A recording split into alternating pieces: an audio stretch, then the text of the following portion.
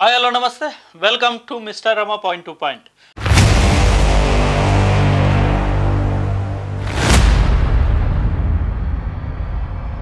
Yes, ఏదైతే August 15 సాయంత్రం నుండి ఈవినింగ్ 4 o'clock నుండి మహిళలకు ఉచిత బస్ ప్రయాణం ఏదైతే అనౌన్స్ చేశారో, లాంచ్ చేశారో, ఆ స్కీమ్ మీద ఇప్పుడు రకరకాల కామెంట్స్. అసలు సోషల్ మీడియాలో అసలు ఓపెన్ చేస్తేనే మా విపరీతమైన కామెంట్స్.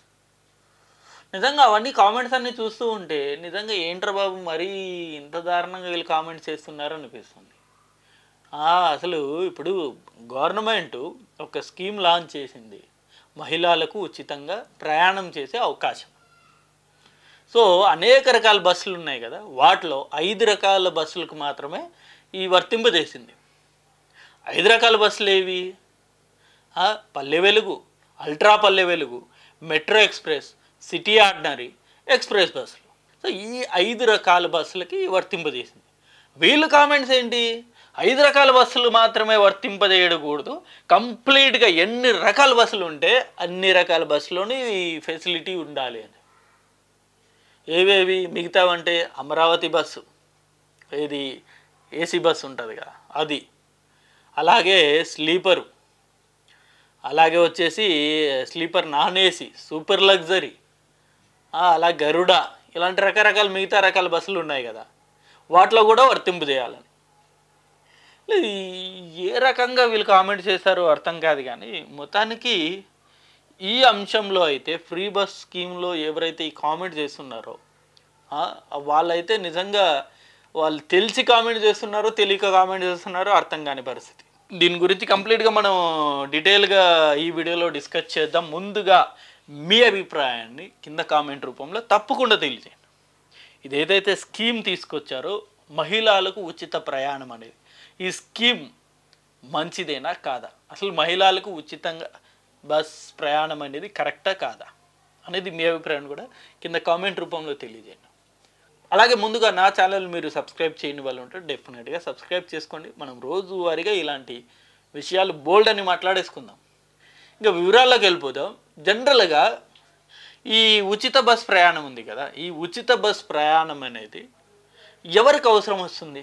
జనరల్గా ప్రాక్టికల్గా మనం మాట్లాడుకుంటే ఎవరికి అసలు ఈ ఉచిత బస్సు ప్రయాణం తీసుకొచ్చింది ఎందుకు, ముఖ్య ఉద్దేశం ఏంటి అని ఒకసారి మనం మాట్లాడుకుంటే, ఈ ఉచిత బస్ ప్రయాణం తీసుకురావడానికి ముఖ్య కారణం ఏంటంటే పల్లెల నుండి పట్టణాలకు వెళ్ళి పని చేసుకునే వాళ్ళ కొరకు, అలాగే తీర్థయాత్రలకు, ఏదో తిరుపతికి వెళ్ళాలనో, అన్నవరంకి వెళ్ళాలనో, లేకపోతే కనకదుర్గమ్మ దర్శనానికి వెళ్ళాలనో, ఇలాంటి ప్రముఖ క్షేత్రాలకి మహిళలు కూడా వెళ్ళి దర్శించుకోవాలని ఉంటుంది కదా, వాళ్ళ కొరకు.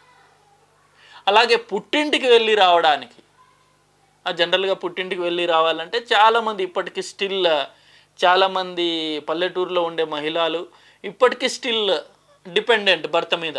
భర్త డబ్బులు ఇస్తేనే పుట్టింటికి వెళ్ళి వెళ్ళేసి రావాలి, లేకపోతే వెళ్ళడానికి వీలు లేదు. పుట్టింటికి వెళ్ళి ఆఖరికి రాఖీ కట్టి రావాలన్నా సరే డబ్బులు ఉండాల్సిన పరిస్థితి, భర్త డబ్బులు ఇవ్వాల్సిన పరిస్థితి. అలాంటి పరిస్థితి రాకూడదు అంటే ఇక్కడ భర్త తప్పని కాదు, ఆర్థిక పరిస్థితి బాగలేని పక్షంలో భర్త కూడా ఏం చేయలేడు కదా.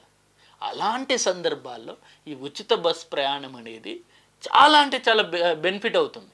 మరీ ముఖ్యంగా ఎవరికి ఇది యూస్ఫుల్ అవుతుందంటే, ఇక్కడ మీకు ఒక ఇమేజ్ డిస్ప్లే చేస్తాను, ఓసారి చూడండి. సో ఇందులో అసలు నిజంగా ఈమె ఎవరైతే రాణి గారు ఉన్నారో ఇలాంటి వారి కోసం ఈ ఉచిత బస్ ప్రయాణం తీసుకొచ్చింది.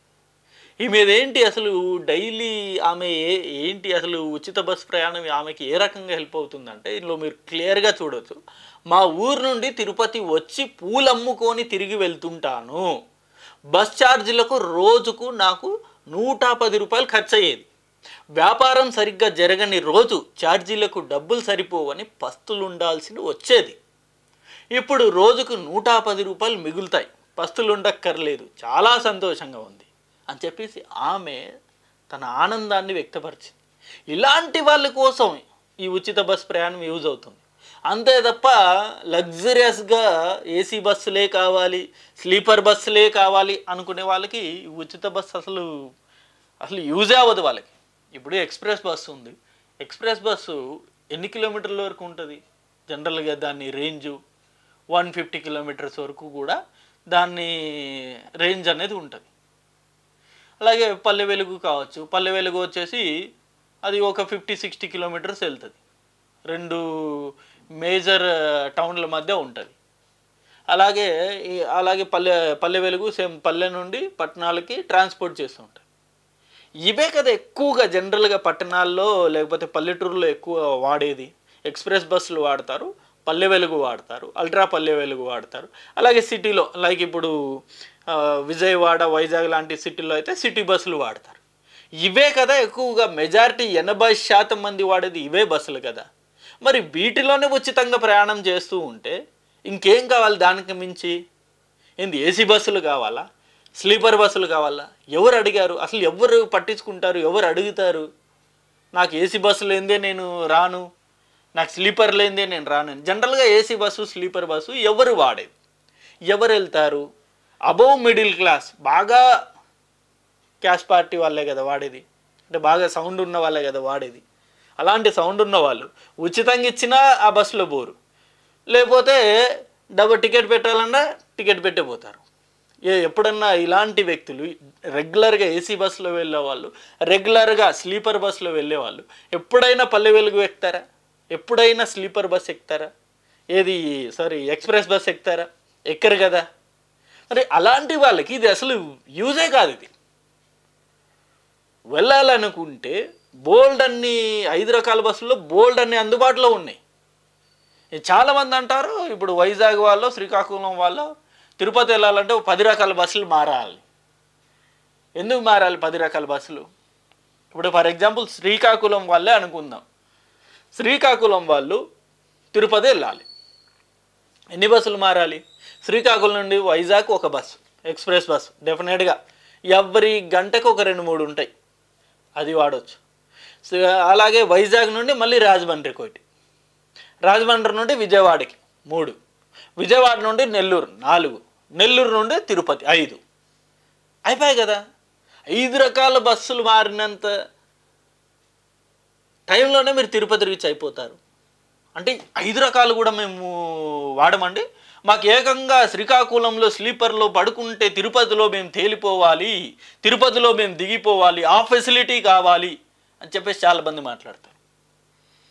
ఏంటండి జనరల్గా మిడిల్ క్లాస్ వాళ్ళు కానీ బిలో మిడిల్ క్లాస్ వాళ్ళు కానీ ఇలాంటి ఫెసిలిటీస్ కోరుకోరండి. అలాంటి వాళ్ళు ఎలా ఉంటారో తెలుసా? మాకు ఉచితంగా మేము ప్రయాణం చేసొస్తే చాలు, ఎన్ని రకాల బస్సులు మారినా పర్వాలేదు అనే ఆలోచనతోనే వాళ్ళు ఉంటారు. ఎందుకంటే వాళ్ళకి డబ్బు ముఖ్యం, డబ్బు సేవ్ అవ్వడం ముఖ్యం. బస్సులు మారినంత మాత్రాన నష్టమేముంది?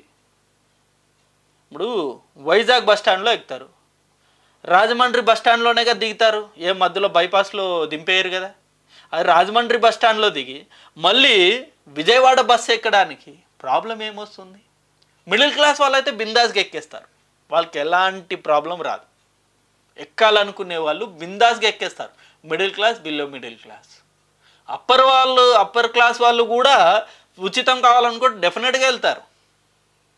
లేదు నాకు ఏసీనే కావాలనుకుంటే అది మీరు డెఫినెట్గా మీరు ఏసీ బస్ బుక్ చేసుకోవచ్చు. బోల్డ్ అన్ని ఆప్షన్స్ ఉన్నాయి. మిడిల్ క్లాస్ వారి కొరకు, బిలో మిడిల్ క్లాస్ వాళ్ళ కొరకే ఈ సౌకర్యం కలిగించింది అంతే.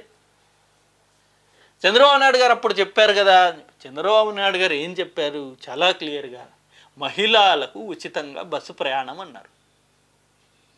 సో ఇప్పుడు ఉచితంగానే కదా ఇస్తున్నారు. ఏసీ, స్లీపరు ఇవి కావాలంటే అసలు అది ఆలోచనే ఫస్ట్ మీరు మైండ్లో నుండి తీసేయండి. ఇలాంటి వాళ్ళ కోసం ఎవరైతే పట్టణాల నుండి పల్లెటూరుకి వెళ్తారు, లేకపోతే పల్లెటూరు నుండి పట్టణానికి వెళ్ళి వ్యాపారం చేసుకొని పని చేసుకొని మళ్ళీ సాయంత్రానికి ఇంటికి వస్తారు, వాళ్ళకి 100-200 రూపాయలు ఏవైతే ఖర్చు అవుతుందో అవి మిగిల్చడానికి ఉచిత బస్సు తీసుకొచ్చారు.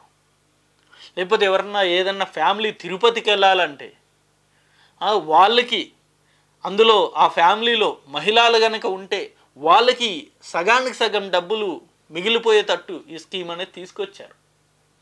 నలుగురు ఉన్నారనుకోండి, అమ్మ నాన్న అక్క, అమ్మ నాన్న చెల్లి తమ్ముడు, నలుగురు ఉన్నారనుకోండి. అందులో ఒక ఫ్యామిలీ తిరుపతికి వెళ్ళాలనుకోండి, 1000 రూపాయలు అవుతుంది అనుకోండి, ఎక్కడి నుండి ఎక్కడికైనా. ఆ 1000 రూపాయల్లో ఇద్దరు మహిళలు ఉన్నారు కాబట్టి అమ్మ ఇటు చెల్లి 500 రూపాయలు మిగిలిపోయినట్టే కదా. మరి 500 రూపాయలు వాళ్ళకి సేవ్ అయినట్టే కదా. సో ఇలాంటి వాళ్ళ కోసం తీసుకొచ్చారు.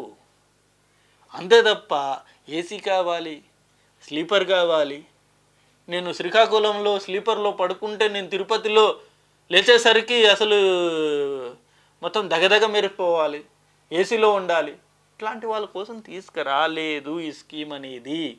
దయచేసి మీరు గమనించండి, ఎవరైతే కామెంట్స్ చేస్తున్నారో వాళ్ళు. ఇదొక గొప్ప అవకాశం మహిళలు ఆర్థికంగా కూడా ఎదగడానికి. వాళ్ళు రోజు ఈమెకు ఇలాంటి వాళ్ళకి, పుత్తూరులో ఉండే ఇలాంటి వాళ్ళకి 110 రూపాయలు ఆమెకు రోజు ఖర్చు అయ్యేదంట. అలాంటిది ఆమె 110 రూపాయలు సేవ్ అయ్యిందంటే, ఫర్ ఎగ్జాంపుల్ 100 రూపాయలు అనుకోండి, 3000 రూపాయలు ఆమెకు మిగిలిపోయింది నెలకి. ఇలాంటి వాళ్ళ కొరకు తెచ్చింది. వాళ్ళు హ్యాపీగా ఉన్నారు. చాలు మాకు పల్లె వెలుగు, చాలు మాకు ఎక్స్ప్రెస్ ఇచ్చారు, ఇది చాలు అనుకుంటున్నారు వాళ్ళు. ఎవరే కానీ మేము ఏసీల్లోనే తిరగాలి, స్లీపర్ కావాలని ఎవరు అడగట్లేదు, దాని గురించి ఎవరు ఆలోచించట్లేదు. సో ఇది అంశం. అండ్ ఈ అంశం మీద మీ అభిప్రాయాన్ని కూడా కింద కామెంట్ రూపంలో తెలియజేయండి. Thank you for watching this video. Thank you.